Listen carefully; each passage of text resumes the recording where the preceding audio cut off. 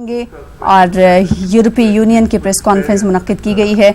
एक बार फिर से हम आपको उस प्रेस कॉन्फ्रेंस में ले चल रहे हैं और शब्बीर हमारे साथ, हमारे नुमाइंदे जुड़ रहे हैं श्रीनगर से। इस प्रेस कॉन्फ्रेंस पर सभी की निगाहें टिकी हुई। इस प्रेस कॉन्फ्रेंस की बड़ी बातें आपको हम सुनाते रहेंगे, लेकिन इस बीच शब्बीर का रुख कर लेते हैं। शब्बीर, इस प्रेस कॉन्फ्रेंस पर सभी की निगाहें टिकी हुई थी। हालांकि इस प्रेस कॉन्फ्रेंस में मजीद आगे क्या कुछ हो रहा है ये हम अपने नाज़रीन को दिखाते रहेंगे, लेकिन इस प्रेस कॉन्फ्रेंस पर इसलिए सभी की निगाहें लगी हुई थी कि एक ऐसे वक्त में ये वफ्द वादी का दौरा कर रहा है जब वहां पर हालात पटरी पर लाने की लगातार कोशिश की जा रही है और मरकजी सरकार की ये कोशिश है कि बाहरी लोग आएं और कश्मीर को देखें कि किस तरह के हालात बने हुए। इसी वजह से ये वफ्द यहां पर आया है। क्या शुरुआती तौर पर वफ्द की तरफ से इस प्रेस कॉन्फ्रेंस में कहा गया?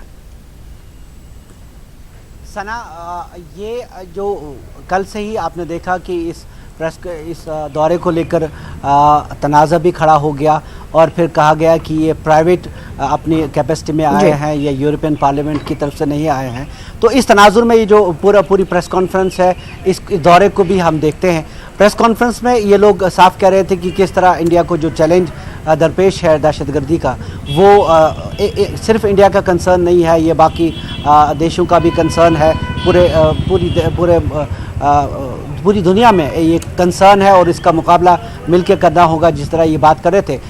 उनसे वो कुछ तीखे सवाल भी पूछे गए, जैसे नेशनल लेवल पे एक डिबेट चला है कि किस तरह ये कहा गया कि एक आपने देखा, हम लाइव चला रहे थे अपनी चैनल पे कि एक सहाफ़ी ये पूछ रही थी कि राइट विंग जो ये है डेलीगेट्स हैं, जो राइट विंग पार्लियामेंटेरियंस हैं यूरोप के, वही क्यों आए हैं?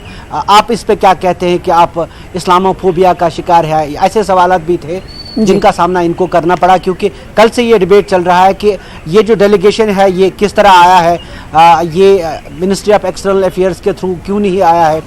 तो कुल मिला के एक कोशिश इन्होंने की कि नहीं जी, हम एक सूरत हाल को देखने आए थे, हम इस तरह का कोई व्यू बना के नहीं आए थे या एक पीआर एक्सरसाइज के तौर पे नहीं आए थे।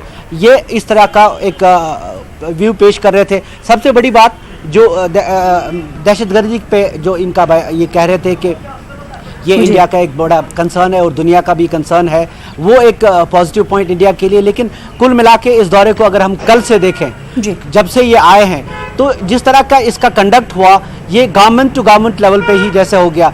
ये सीधा जो यहाँ पे इंतज़ामिया है, उन्होंने डिसाइड कर लिया कि इनको किन लोगों के साथ मिलना है। जैसे ये जब आए तो सीधे 15 कोर कैंटोनमेंट में गए, वहाँ इनकी ब्रीफिंग हुई, लंच हुआ। उसके बाद ये जो डेलीगेशन इनसे मिले वो ऐसे डेलीगेशन, पहले तो वो पब्लिक नहीं थे कि कौन कौन आ रहा है, और ये भी नहीं था कि फ्री फॉर ऑल थी। जैसे ये उम्मीद कर रहे थे कई लोग कि ये सबसे मिलेंगे या कम से कम उन लोगों से मिलेंगे जो असरअंदाज हुए यहाँ के, जैसे बिजनेसमैन है। हालांकि कुछ एक बिजनेस डेलीगेशन के बारे में कहा गया कि वो इनसे मिला, लेकिन वो लोग नहीं थे। जैसे यहाँ पे मुस्तनद तंजीमें है, KCCI है, इस तरह की जो तंजीमें, जिनकी जो रजिस्टर्ड तंजीमें गवर्नमेंट ऑफ इंडिया के पास भी होती है और जिनका असर रसूख यहाँ पे है, उन लोगों से नहीं मिले। तो कई सवाल थे, लेकिन इन सवालों के बीच में एक पॉजिटिव बात ये कि एक पहला इनिशिएटिव था, ये एक किसी गैर मुल्की डेलीगेशन का पहला दौरा। इससे ये उम्मीद ये लोग कर रहे थे कि एक मैसेज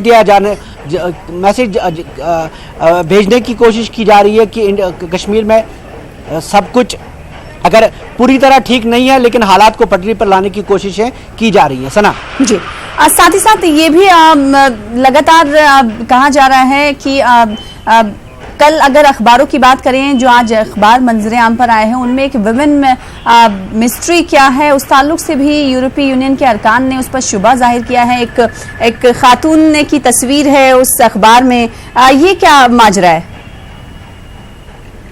देखिए सना, ये कल हमारी चैनल पे भी ये मामला चल रहा था कि ये एक नॉन गवर्नमेंटल ऑर्गेनाइजेशन, एक लेडी जो वेस्ट नाम की एक NGO चलाती है, नॉन गवर्नमेंटल ऑर्गेनाइजेशन, उसका बिजनेस भी है, उन्होंने इनको मदऊ किया है। यानी उन्होंने इनको, जो ये लोग आए हैं, उनको प्लेटफॉर्म दिया है। और सवाल ये खड़ा किया जा रहा था कि ये अगर पीआर एक्सरसाइज थी तो ये मिनिस्ट्री ऑफ एक्सटर्नल अफेयर्स को करनी थी। ये एक प्राइवेट खातून कैसे करती है? और दूसरा कि एक एनजीओ की इतनी उसकी अगर हम जब उसको गूगल सर्च किया गया तो उसमें यह पाया गया कि उसकी इतनी फुटिंग, उसके पास इतने फंड्स कहां से आए कि वो इतने बड़े दौरे को मुनक्कद कर रही है, और इसके लिए उनके पास फंड्स कहां से आए। और वो सबसे बड़ी बात, वो इस डेलीगेशन को जब जो ईमेल गया है इन्विटेशन का, उस पर साफ लिखा गया है कि आपकी मुलाकात वजीर आजम से करवाएंगे, और वो मुलाकात हुई भी। तो इस पे अपोजिशन के साथ साथ कई लोगों ने सवाल खड़े किए हैं कि एक प्राइवेट जो एक एनजीओ चलाती है खातून, उसका इतना क्लाउट कैसे है कि वो किसी इतने बड़े वफ्द को वजीर आजम से मिलाती हैं और फिर कश्मीर लेके आती हैं। तो सीधे ये शुरू से ही जब से ही ये डेलीगेशन आया है, इस पे कंट्रोवर्सी हुई है।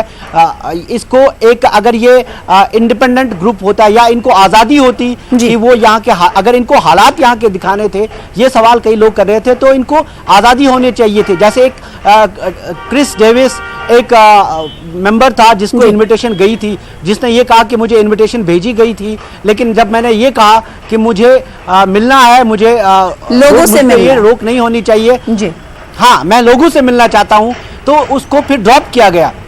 तो इन चीजों को लेकर इस पे थोड़ा सा इनकी क्रेडिबिलिटी पे सवाल खड़े हुए थे, और वो अभी भी बहस चल रही है। लेकिन कुल मिला के एक डेलीगेशन, एक शुरुआत यहाँ पे हुई है। अब उसका यानी कहीं ना कहीं मरकजी सरकार की तरफ से इस डेलीगेशन पर एतमाद जताने की कोशिश की जा रही है। लेकिन अगर बात की जाए इन डेलीगेशन के वफ्द की, जो वादी कश्मीर नहीं गए, तकरीबन उनकी तादाद ज़राए के हवाले से 4 आ रही है कि उन्होंने कहा था कि हमें लोगों से बातचीत करने का मौका दिया जाए, बातचीत करने की छूट दी जाए, जिसकी इजाजत नहीं दी गई। तो ये सवाल खड़े करता है शब्बीर। जी बिल्कुल, सवाल खड़े ये करता है, क्योंकि अगर गवर्नमेंट की ये कोशिश थी कि एक पीआर एक्सरसाइज, देखिए मुद्दा ये था कि जो पाकिस्तान की तरफ से एक कैंपेन चलाई जा रही थी यूरोपियन कंट्रीज में, खास तौर पे कि कश्मीर में क्लैंप डाउन है, वहां लोगों को मुश्किलात है, तो उसका तोड़ करने के लिए अगर आप कोई एक्सरसाइज करते हैं, एक्सटर्नल अफेयर्स कमेटी में ऐसे एक्सरसाइजेस की जाती हैं, ये कोई गलत बात नहीं है। लेकिन जब उस पर सवाल खड़े हो जाते हैं, वो एक प्राइवेट एनजीओ करती है, जाहिर सी बात है, फंडिंग को लेकर सवाल उठ रहा है, और ये सवाल बना हुआ है। अब देखना ही होगा कि इस सवाल के क्या रुख निकल कर सामने आते हैं। बेहद शुक्रिया शब्बीर, हमारे साथ जुड़ने के लिए और तफसील से बातचीत करने के लिए। फिलहाल आगे बढ़ेंगे। जम्मू कश्मीर के कुलगाम में मिलिटेंटों ने 5 मजदूरों को हलाक कर दिया है। मिलिटेंटों का यह हमला ऐसे वक्त में हुआ है जब यूरोपीय पार्लियामान के अरकान कश्मीर के दौरे पर हैं। आज यूरोपीय वफ्द की प्रेस कॉन्फ्रेंस भी हम आपको दिखा रहे थे कुछ देर पहले।